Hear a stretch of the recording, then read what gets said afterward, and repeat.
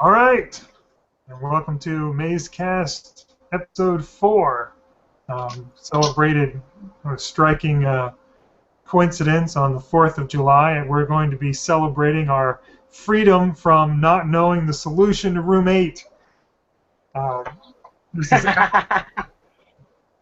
And I this am is going to sing a bit because Greg is not here. yeah, just the three of us. Greg couldn't be here. Andrew couldn't be here. We've got some new people in the group, but being the holiday, people had trouble making it out for this. We'll get But some in next time. yeah, but Okay, we'll I'll shut judge that them off. thoroughly. But this is Alex's show. I'm going to turn it over to Alex right now. And he's going to Okay, tell us. what's up, guys? Anybody who's been following this, you know the format. Well, we don't really have a format, but we started to do rooms pretty much, one per episode and talking about it. Maybe some interrelation with other rooms, but mainly on one room each. Um, this week, basically, I think I had a breakthrough. I'm not sure. I'm kind of afraid that Vince is going to tear it apart, but at the same time, I think it's pretty appealing. I think Ben helped me a little bit with there. He gave me one of the clues there that I didn't even think about, which was quite interesting. Although it could be torn apart as well if the whole thing unravels like a house of cards or what have you. So let me just pass it over back to Vincent. Let him say a few words while I open this file, and then I'll be with you in a sec. Oh, I just need to talk to fill some time. Well, um, Let's back up for a minute. What is maze? Okay, well, the document's loaded, so I can start now if you want. Okay, so room 8. Room 8 is this weird room because on White Raven's site, it's classified as a 0 salvo meter stars or whatever. As we've talked about before, we sort of takes this with a pinch of salt because we've all discovered some things that he hadn't, and maybe vice versa. And it's a little bit of a controversial topic, but in any case, we did all meet each other. Well, I met these guys through Raven, so we can't discount him that much. And he has claimed to have solved the maze. So here it goes.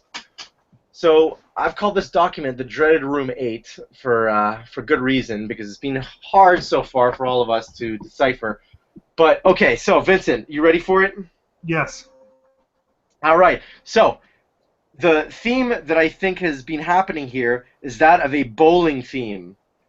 So it's probably no surprise to you that I've gone down this path, but maybe it will be in some of the things that I say. So I'm just gonna I'll read some of the points here, and you can rebuttal them if you want.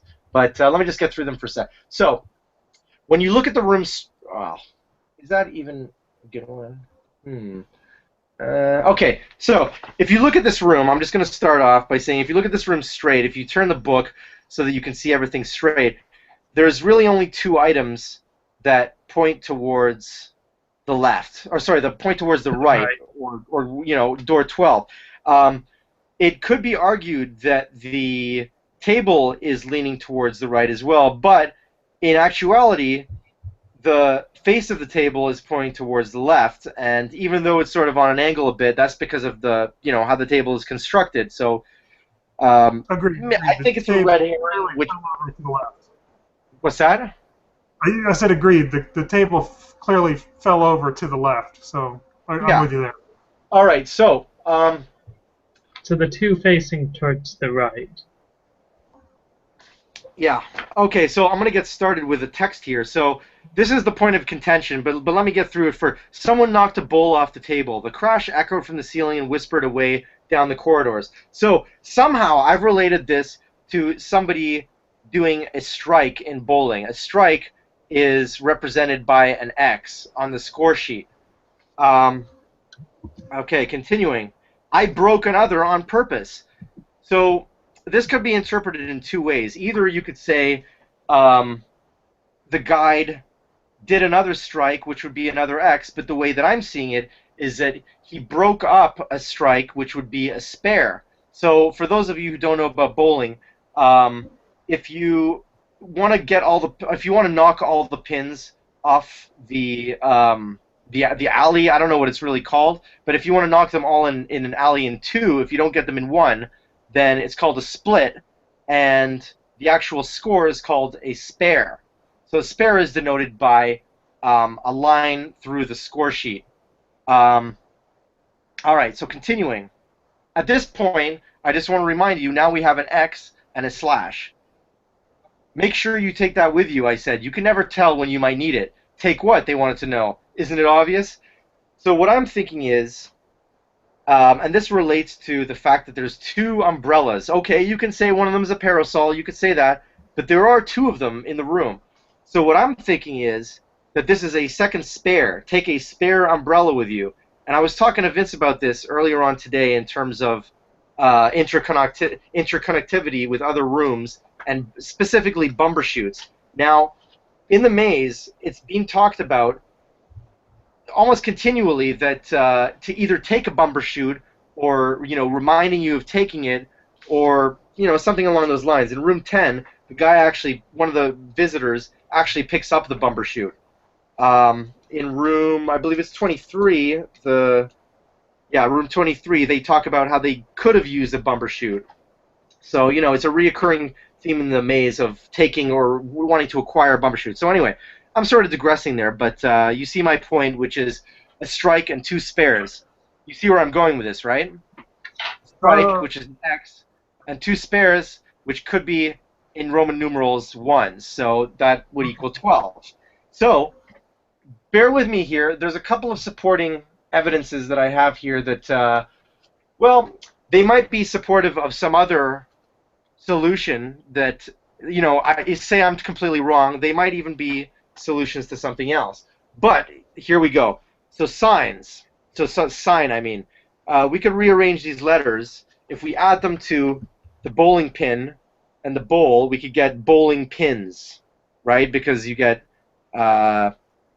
bowling, the bowl, plus ing, and pin, plus the s, which would fit into my sort of theory here about doing a real strike in bowling, actually hitting all the pins off the corridor, whatever the fuck it's called. What else do I have here? So the hunchback is taking the umbrella, which is pointing to room 12.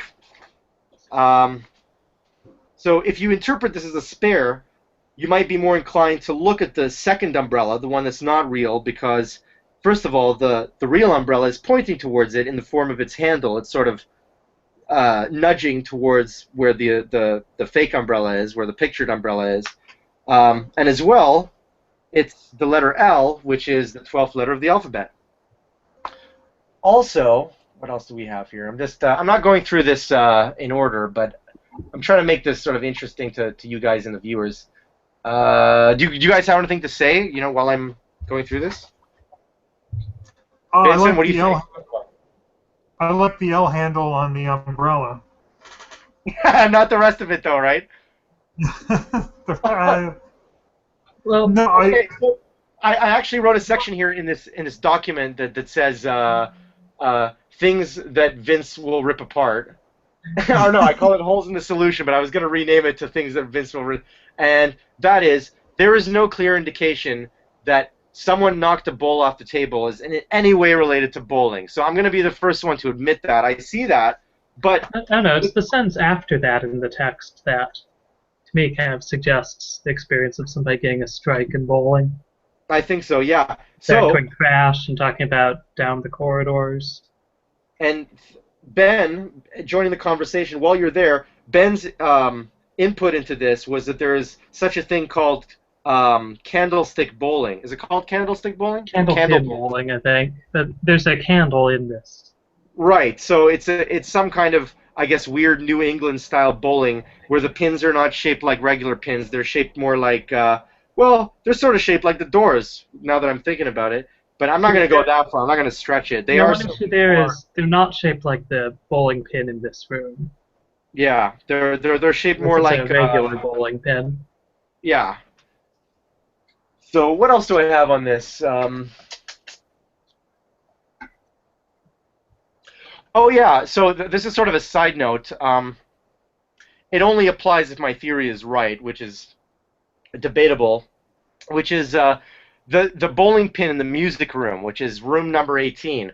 The guide asks, "Are you sure it's the hat that is lost?" Maybe because as a reader, you're seeing, "Oh, we're lost now. It's us that is lost." Maybe it's not. Maybe it's the bowling pin that is lost, and it should be with its buddy in room 8. Hmm. And that's how you get the bowling pins when you rearrange the letters in the sign to say bowling pins. That's why, because you have 2 pins now, one from room 18. Obviously, this is a real stretch because you might not have been to room 18. You didn't have to pass 18 in order to get here, but it does sort of reinforce my theory here. So again, I'm not gonna say, oh yeah, I'm committed to this, but I think there's a lot of supporting evidence towards this, or some kind of deviation from this. Maybe it's not. Maybe in the text he's not talking about hitting a strike basically. Maybe he's talking about something else. But I think there's a lot of compelling evidence towards the bowling argument. Let's call it. Hmm. So what do you think, Vince? I'm not sold, but I'm not gonna like start swinging and ripping stuff apart either. I'm still thinking, Well, tell me what is most loose in your opinion. uh, I'm For me, kind it's of the number of spares. Yeah, yeah. that's me too. Too. It looks like there Yeah. could just be one clued there. I mean, I'm having trouble getting past the things that I do like, which you pointing out that it's the bowl and the bowling pin are the only things that are pointing to the right, I think is clearly correct and seems like it should be meaningful. I think that's good. And then the L shape on the umbrella is a small thing, but I think that's legit. Yeah, like I certainly haven't accounted for a lot of the things in the room, like the barber pole, I guess we'll call it, the smile. I mean, I did sort of try to Yes. fit this in saying like, if you turn the smile upside down, it looks like a bowling alley with the pins, with the black behind it before you're about to shoot them down. And it does.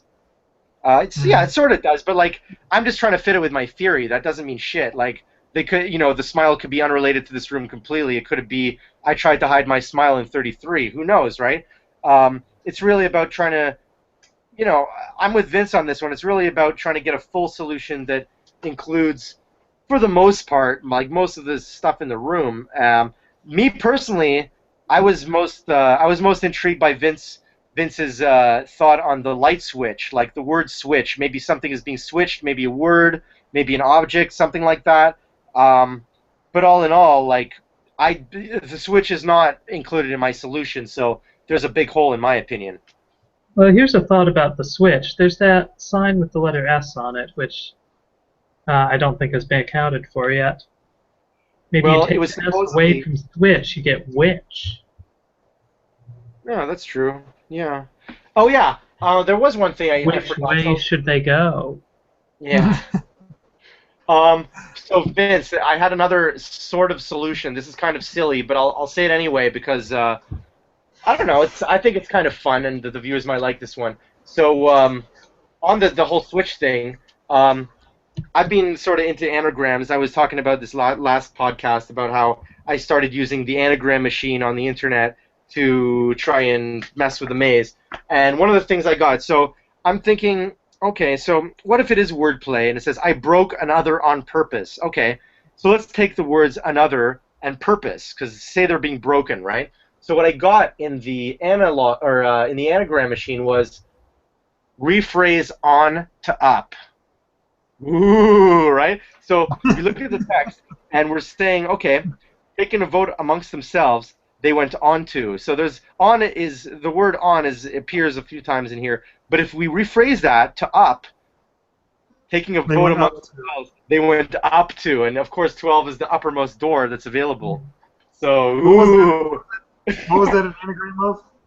that was an anagram of another and purpose because I broke Not another. not another on purpose. Yeah. Another purpose. I think it's bullshit. I don't think it's real, but I think it's funny that Yeah.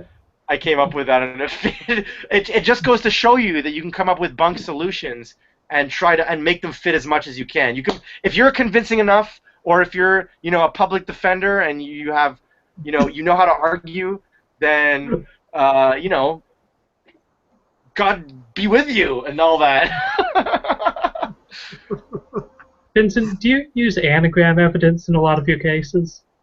Um, if the evidence is really uncooperative, maybe. I try not to use it. I think it's a bad habit. It's lazy and it's fun. And, reading through some of the shit that the anagrams will give you is hilarious in itself, like outside of Maze. Yeah. But yeah, like I'm not super tied to this bowling solution, but I think it's better than anything else that anybody's come up with, unless you have something to add, Vince. I've got Okay. Something bowling related here. If All it's right, you so said you Vince, had tell me some about. alternate explanation for this room, right? Well, Yeah. Vince tried to clue me into his thing, which was reassembly. So why don't you tell us about that? Okay. Well, let me start by establishing some. What we didn't do this time was sort of give a rundown on things we'd noticed in the room before that other people had talked about. We hadn't really solved anything here, but I think we should note up front some things like there are a lot of bees in the room. You've got the barber pole, the bowl, the bowling pin, the bumper chute, and the bulb, as mentioned in the text. Um, you've got a lot of compound words here, or I guess like bowling pin's not really a compound word because you leave it as two words, but at least like two-word phrases. We've got the E on the table, the S on the wall, which is part of the riddle of the path, presumably. Other than that, I don't think there's really been much established that people have accepted is meaningful or noteworthy in the room. Let me start, and this doesn't really connect with the rest of my proposed solution in any way, but with that phrase "single bulb." With the way the room is full of bees in room 8, I think that that sort of puts me on guard to think about alphanumeric coding. Although really we do that all the time anyway.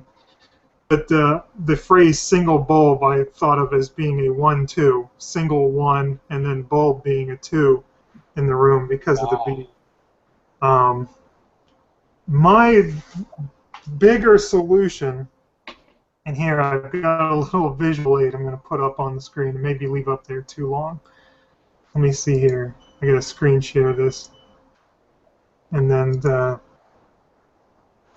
is this working? Are you seeing now a 1 and a 2? And Yes. Yeah, it's showing up. this is what I Yeah. meant. Give yourself some focus so that the viewers will get that for a period. Oh, good point. Now let me go back there and. Okay, so it should stick with me now. Okay, so this is what I meant by reassembling. What I'm seeing is going on here is I'm seeing the various things in the rooms as being different parts of these numbers, and I think that's why so much of the focus in the room is on poles and then the bowl. You can see where my mouse is moving there. Yeah. Yeah, and also I associated the vaulted ceiling they describe with this curved shape, and the bowl, and this part I took it off of this 2 that I printed in here. If you look at the 2 that's actually in the room on the signs, it's a little more just like a slant. Yeah, it doesn't have quite as much that curve to it. Although I guess maybe I was just too lazy to find a font that really matched. But I think this piece right here of a 2 matches sort of in theory maybe the tilt of the room. But what it matches more closely is the lines that are sloping down on the barber pole. Such that if you took a bowl or a vault shape and matched it up with that, and then the last part remaining is just wherever you get a vertical line. And then the ones, I don't know whether the 1 really needs pieces, but I did it just to point out that there is at least one place in the room where you've got this shape here. On the bumper chute's handle? No, actually on the sign. because although the sign you imagine being typical arrow shape, the bottom is actually cut off by the bottom of the picture. So you actually I see. see one end pointing out there. Now it's facing the wrong direction though, so you'd have to flip it vertically for that to work. Um, now, it ties in some of the more noteworthy aspects of the room, but I don't know how legit it is just to take things and put them together. I mean, the thing is, between these two shapes, you've got a curve, and then a slant, and then a straight line, which means that in pretty much any room you could Yeah, those are pretty common and put them together. visual motifs. Although the thing is, the room seems to be pretty heavily cluing the word pole, in that we've got the barber pole, we've got that last line where it says they take a vote among themselves, which I assume is meant to That's a quote too, yeah. and Yeah. then potentially even the word vaulted chamber is to bring to mind the idea of a pole. And poles, I think, would be pretty easily associated with the number 1, which gets you down to 31 and 12 here. You've got the notable features of the room being the vaulted ceiling, which is drawn attention to in the text. The fact that it's on slant, which I'm associating with that middle slant part of the 2. And, the bowl that's mentioned there. Now, I don't know really what the bottom of the 2 should be then. I mean, there are things in the room that you could say it's going to be because they're straight, but I don't know. But what about the hunchback? Oh, the hunchback, yeah. Now, the hunchback also... And the stethoscope. Yeah. Yeah, Well, that's the that. stethoscope... my proposed explanation for the stethoscope kind of goes in a different direction, so I don't know. I've got other things to point out that aren't quite unified in a solution here. But the hunchback, I think if you look at the shape of his back, it's very much like the 2 on the top of the 2s on the signs there. Like the Oh, I don't know, man. Oh, yeah, I'm starting to It's see a it. protuberance, yeah. Well, I mean, it's a protuberance, but it doesn't just curve. It's then his body comes down at that angle. Though once again, you're missing the bottom, like the floor piece on that. And I kind of think the same thing about the parasol, although it's not really a good shape, but it's just kind of the idea of this. Well, here, I'm going to take this off screen share now. That's what I've been. Yeah.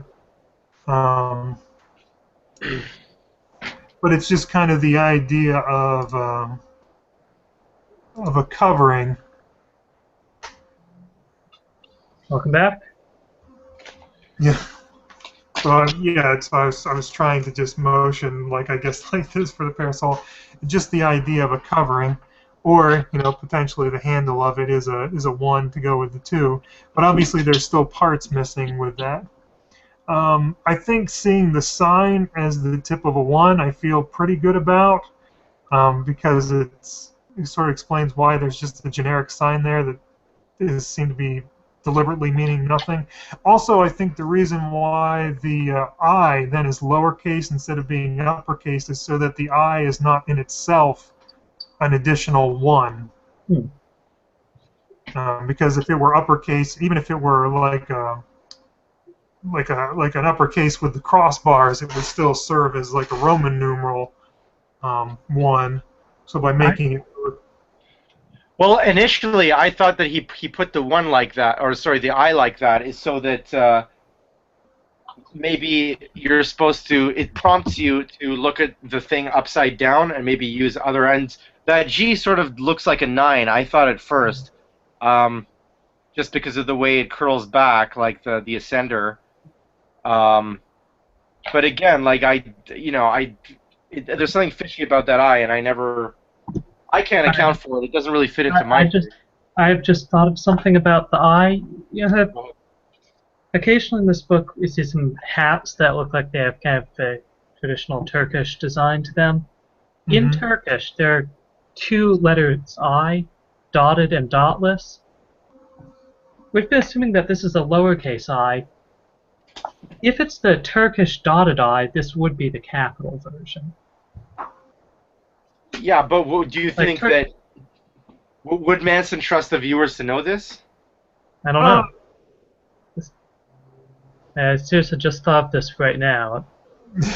No, it's a good point. I'm not sure. I didn't know that, so I don't think it might not be something that Yeah, it's not a it's not common knowledge. common knowledge, no, but I mean neither is that picture of Orson. Can he have thoughts? Is it okay if he has thoughts? No, he's not allowed. Okay.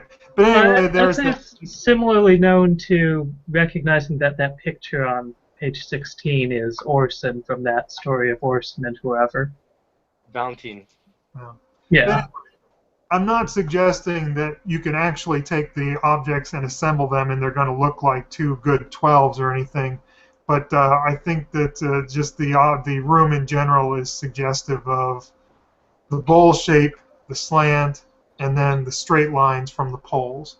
That's where I was going with that. Now, I've got some other stuff I don't know what to do with. The room is hitting pretty heavy on bowl and pole, and so I thought maybe I thought for a long time that the stethoscope pointing at this guy is meant that we're supposed to be paying attention to the sound of something, but I couldn't figure out what word we're supposed to associate with that guy that the sound could be important, because if it's a hunchback, why do we care about H or I just couldn't figure anything. And it occurred to me that I think a fair word to associate with that picture is stroll. That is a guy going for a stroll, which I don't think is too much of a cheat. I mean, obviously there are a lot of words that mean walk, but I think more if you were going to illustrate someone who is taking a stroll, you would depict it in sort of the leisurely way that he's moving, and even I think the parasol contributes to that view of it. I think he's a hunchback. I don't know. You could say that he's sauntering, or right. I'm just saying, like, saunter just happens to start with S, but what if he's trotting or walking? He's strutting. No, dude, I think it's too wide. I think it's too wide. I think it's too broad. Right. You would only, yeah. But anyway, the other thing,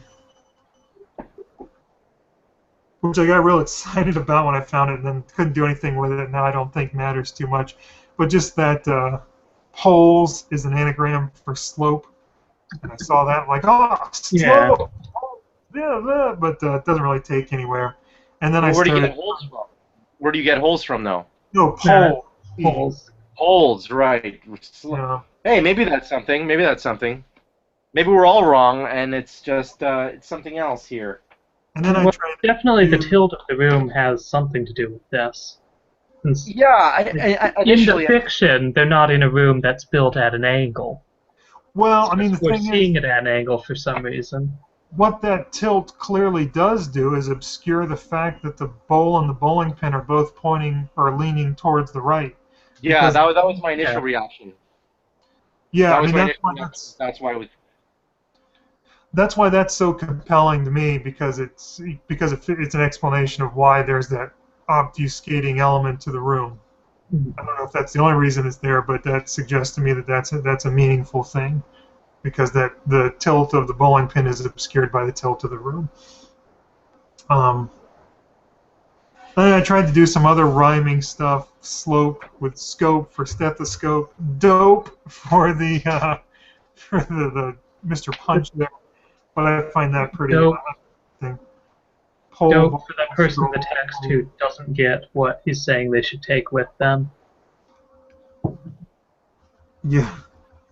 Well, I mean, listen, regardless of my bowling theory, this is completely separated, but he could be talking about the parasol that the hunchback is talking about, because it is pointing towards 12. Oh, that's true.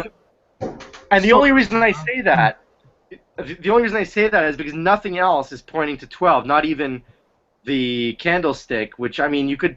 I was always toying with the idea of the candlestick could be something else as well, because it sort of looks like one of those old school telephone receivers that, you know, the side that's pointing towards 12, but I don't buy that. Hmm. So, you know, there's only a few things that are really pointing towards 12, which is the bowl, the pin, and, you know, possibly the parasol. But, It you know, seems to me like the parasol is pointing more towards the unnumbered door. Yeah, if you follow it out, that's where it seems to end up. yeah, it is, yeah. It's not really pointing, yeah. I mean, in a Oh, right-left well. way, it does. Uh, well, Vincent's right, though. It's mostly B objects and S. Mm-hmm. With switch, sign, stethoscope. Well, candle is really the only... Hey, maybe that's it, is that it's nothing that's B or S. Candlestick is the only one that's different. So that's why we And know it's the the correct closest one. answer is 6. What do you mean? Why 6? Oh, because that's where the candlestick's pointing. Yeah, but it's closer to 12. And it's not pointing to 6. If you put a ruler there, it's sort of pointing towards the between of the middle of 31 and 6. Well, it hits one of those doors eventually. Yeah. Yeah. Yeah. Well, I guess we're back to square one, boys. Yeah. Well, we did learn I did- some. I mean, I think there's something to do with those things pointing towards 12. There's got to be. Maybe it's not bowling, but maybe it's something with the letters of bowling. Bowling pins. Saying maybe it's not bowling alone. Yeah.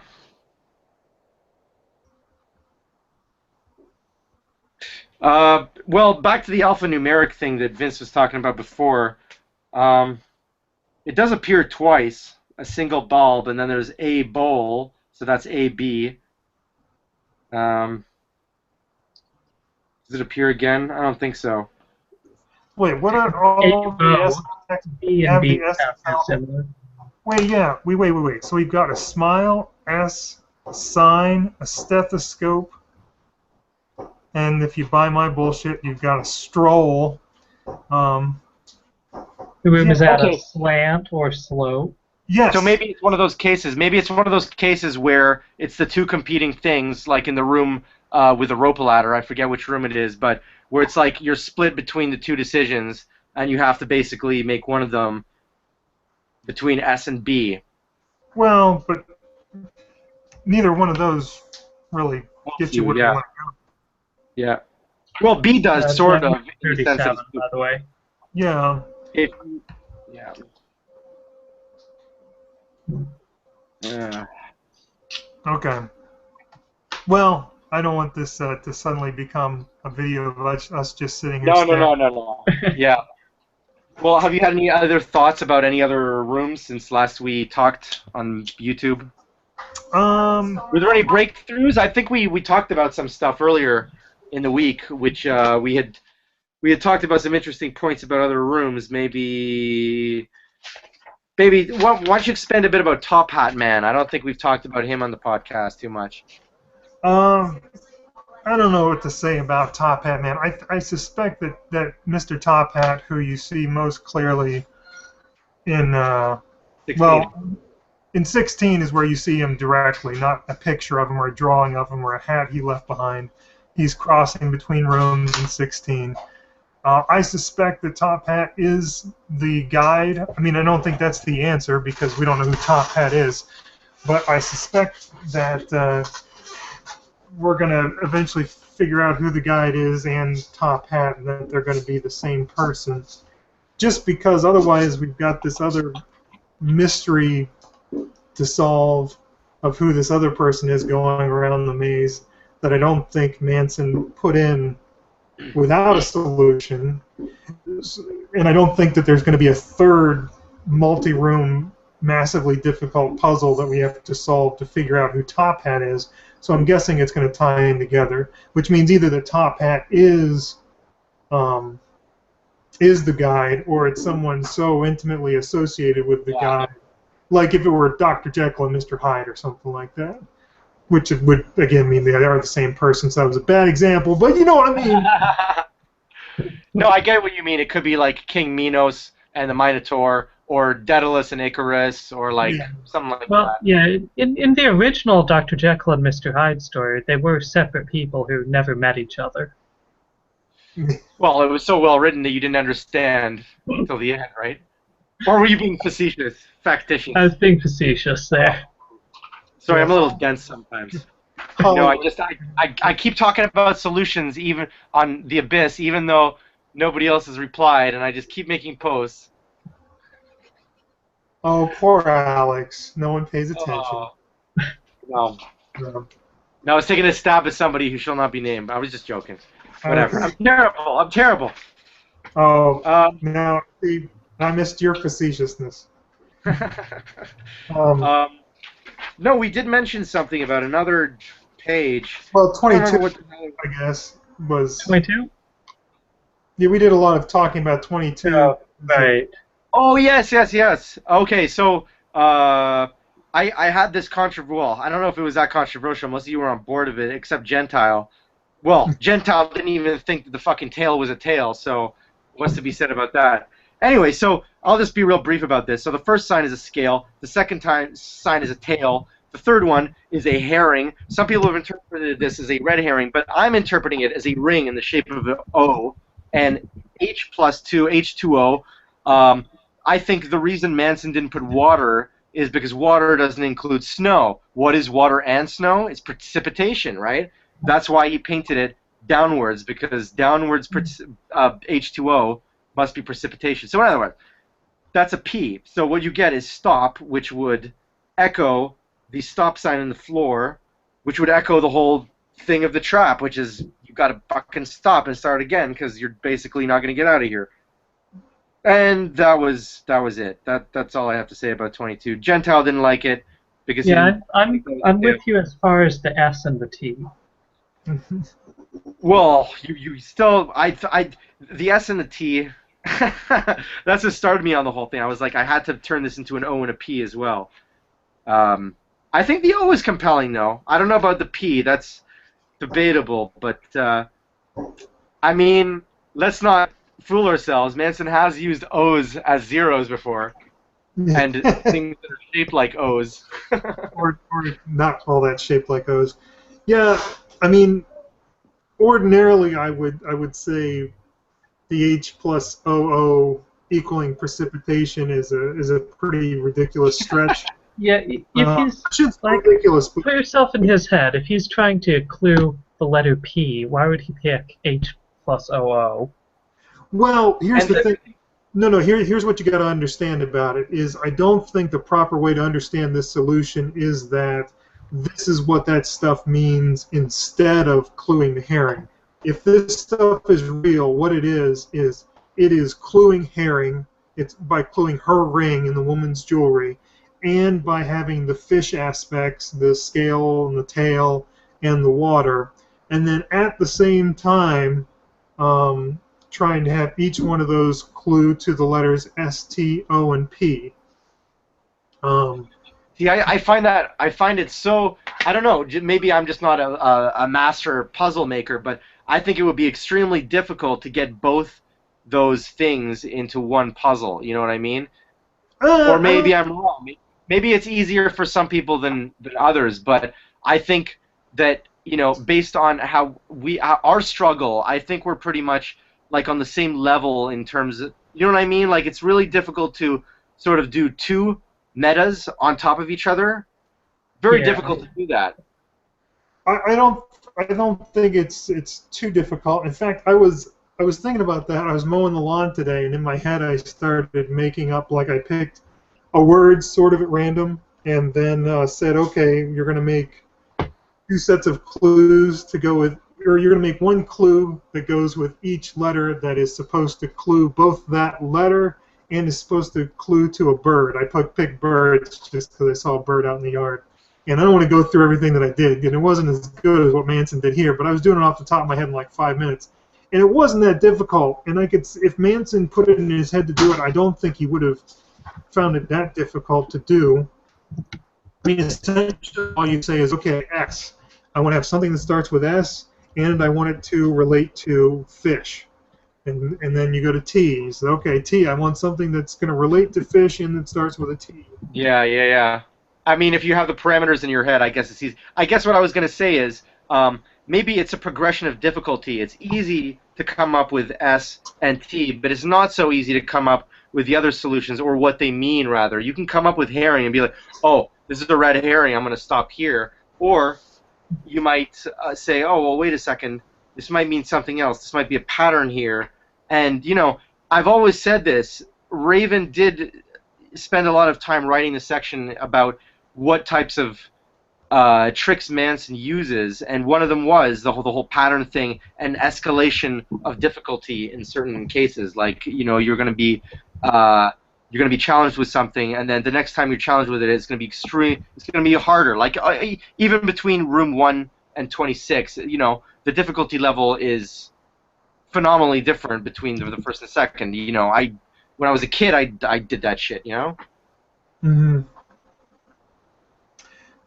The other thing about room 22, and I think this is hopefully less controversial, is just that I think that the octagon on the ground is supposed to be a stop sign in conjunction with the stuff in the text about how one can spend quite some time here. And then there's the devil pitchfork on there, which I think it's cluing red to go along with herring. So I think whether the stop is in the letters on the signs as well, I think we've got the stop sign and the devil thing and herring. So at least we've got red herring in this room now, which before we had herring, and we knew that red should be there somewhere to go along with it, but we hadn't put it together. Yeah, we had some kind of suggestive things that weren't really coming together fully, like the idea that the curtains might be red since it's kind of theatrical, or that the light might be red. I think it also might be a clue, you know, because 26 is the second room. Maybe it's a clue to sort of re-examine the beginning. Maybe. In any case, I think whether you buy STOP or not, I mean, if you don't think it's there, I think the room's still done. You know what I mean? Like, I think we got it. Right. If it's there, then we got it, and it's really cool that we've got this second set of clues there. But yeah, I think 22s probably should be done. I mean, there's always little stuff to dig up. There are always little references and things that go along with the solution, but I think we've got the stuff there. Yeah. But yeah, I think I can't hide my disappointment here that I feel less confident in the solution. I wasn't that confident in I tried, man. Look, I was better than Greg's solution last week with his like text-only soliloquy. You know what I mean? Like, and I mean, if it's not that, I don't know. I see something in the whole bowling element, but you know, again, I could be totally wrong, and I probably am. I kind of like your single bulb thing with the AB. Yeah. And letters. I definitely think there's wordplay in here. There's got to be. It's got to be one of the primary elements of this thing. Mm-hmm. Yeah. But I want to crack room 8, guys. We can't be done with this. We got to maybe spend another week on it, or no. On room 8. Well, not a podcast, but we can still talk about it. Yeah. Now that it will be off limits in our discussions. Right. Good point. We got to pick another room to do here. And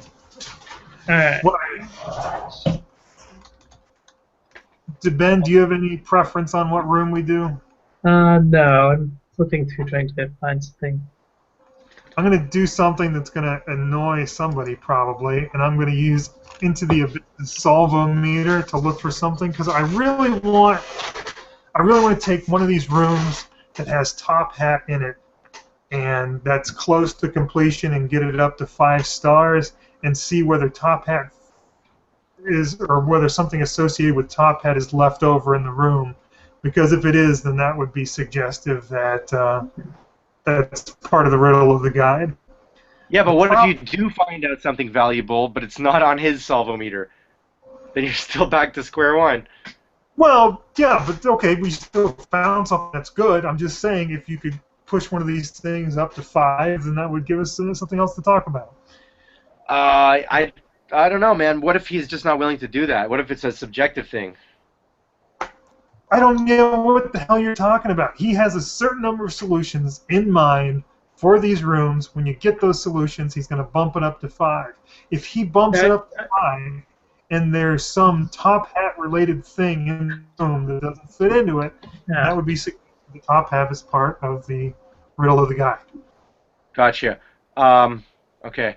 I don't know. I just kind of wanted to do one of the lower salvometer. Fine, rooms. let's do one of the lower salvometer. Why don't we do both? Why don't we do 2 rooms instead of 1? I mean, it can get probably boring for the viewers if we just go on and on about one. I think we do a You pretty guys good pick. I picked last time, so you guys pick. Okay. Ben, you seeing anything? Let's do. Oh 12 man, and 28. I really don't want to say 34. What about 12 and 28? 12 and those have already been 5-starred, even if there is something more there. Okay, all right. Okay. Oh, what about the one we were talking about today with the damn bird in it? Okay, let's do that. There's not much left there, I don't think, but let's do it. That's 32. Okay, it's one of the Twilight Zone rooms. It's not on the path, but it leads to certain death in some cases. Yeah, it's considered, when you divide the maze into 3 sections, it's part of the path, but it's not on the path, and you can't get there until you've been to 45, and you can only walk into there from 28, and you should always just walk back the way you came. It's a room that can do no good for you, unless there's something that's part of the riddle of the guide in there.